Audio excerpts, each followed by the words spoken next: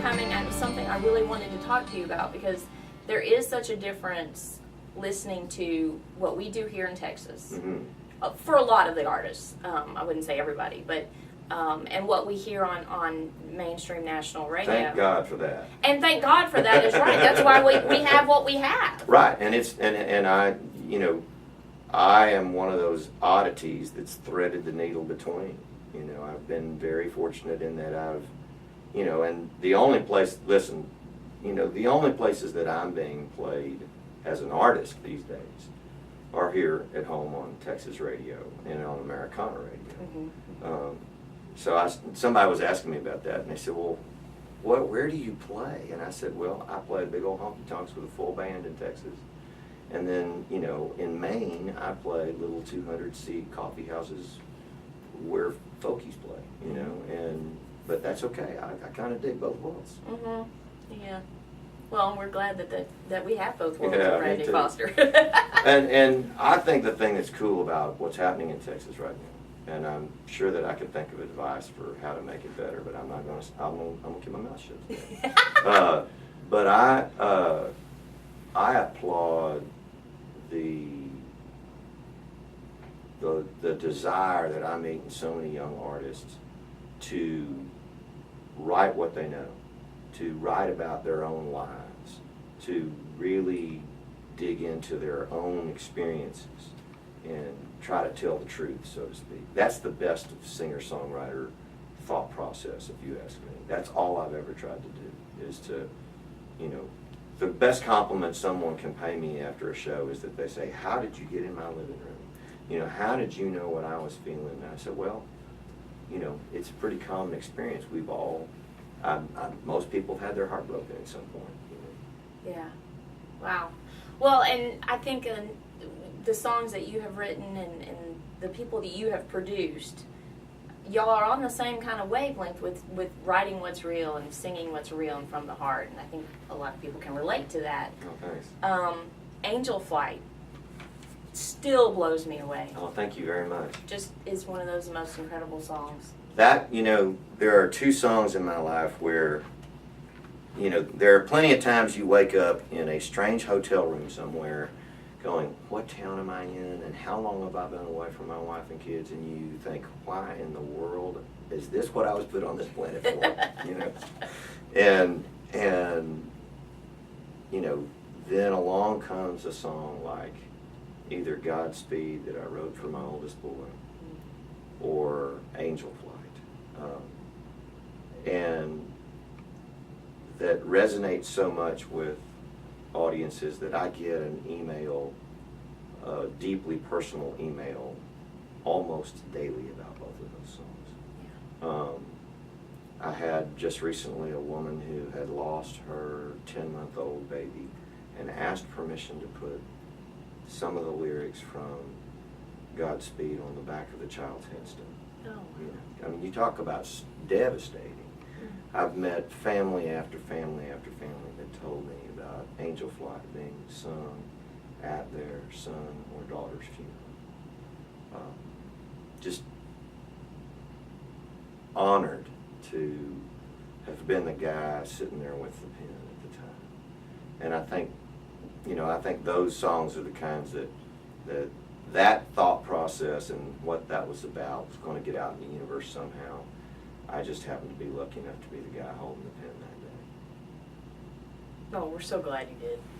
That's just... And due credit to my co-writer, Darden Smith, on Angel Flight. The cool thing about Angel Flight is that it has really spawned an entire organization called Songwriting with Soldiers, which you can look up on the web, or you can go to my website, radneyfoster.com, and you can get a link to Songwriting with Soldiers through that. We've so far had 4 retreats where professional songwriters go in and write with returning veterans who have wounds both seen and unseen. We're talking everything from amputees to people who just are trying to keep it together because of post-traumatic stress or because of brain trauma injuries. A radical amount of men and women who are walking around who look just as healthy as a horse, but who had, you know, several dozen brain trauma injuries in the course of their tours of duty. And watching them light up and writing a song about their experience and seeing that the way they light up because they go, wow, somebody actually cares about my story.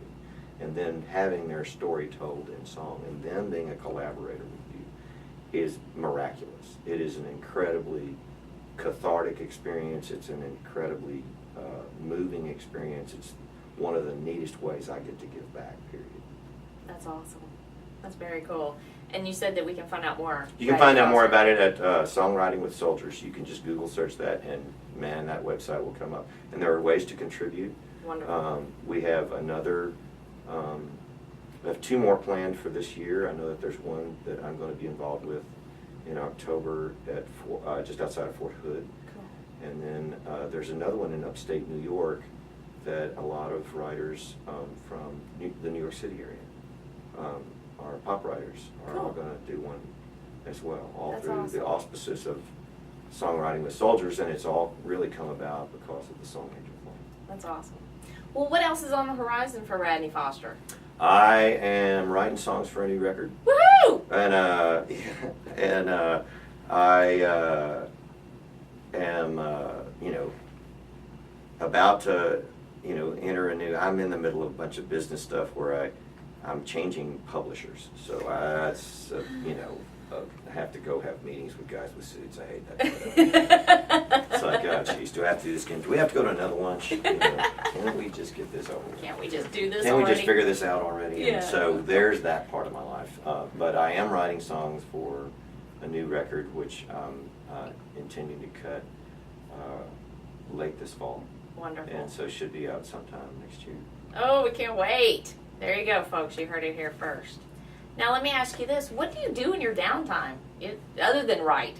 Oh, I do all kinds of things. I love to go fly fishing. As a matter of fact, next week I'm playing in the Houston area, and I'm going to go down to Port O'Connor and chase redfish with a Sweet. fly rod for a couple of days. Fun. And then I've got a 13-year-old boy who is, eaten up with all the things at 13, camping and fishing and hunting and running track and, all of those kinds of things. So I've been spending a lot of time with him doing those kinds of things. That's This is cool. the time when I'm supposed to step up as a dad, I think. Not that I'm not supposed to step up every day. Right. Yes, no, let's be clear. Right. Yeah. And I've got a couple of side projects that are going on that I can't talk about. So those are little secrets. Talk later. Yeah. Get those later. Yeah. You have to come back then. That's it. Well, you know what? When I have the all clear to tell you about those, I'll come back and do an interview about that. That'll be fun. Okay.